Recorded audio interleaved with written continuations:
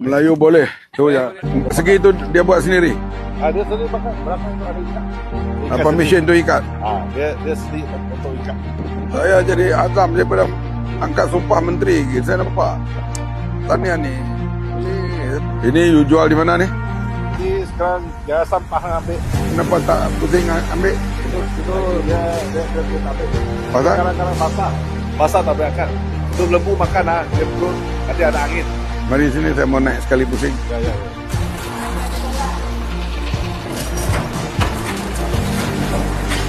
Setelah padi dituai dengan menggunakan harvest machine, jeraminya dikutip dalam 3 ekar, pihak majikan akan membayar RM250. Jerami itu akan dijual untuk makanan, terutama ternakan lembu.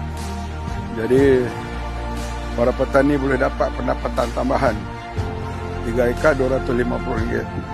Yang selama ini jerami itu hanya dibiarkan reput begitu saja.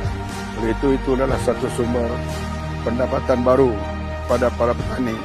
Melayu boleh. Tu ya. Boleh. Apa pun Apa pun boleh. Mau lajen saja.